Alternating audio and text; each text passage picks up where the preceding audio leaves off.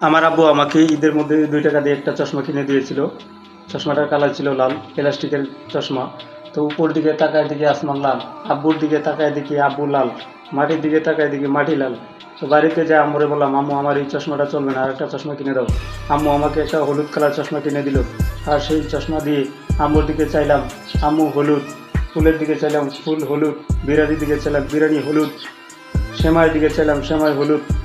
তো আপনাদের চিন্তাভাবনা যেরকম থাকবে আপনারা তেমনই থাকবেন। আর আপনি ভালো দিকে চলে ভালো হবেন, খারাপ দিকে থাকলে খারাপ হবেন। এটাই হলো মূলত মূল ঘটনা।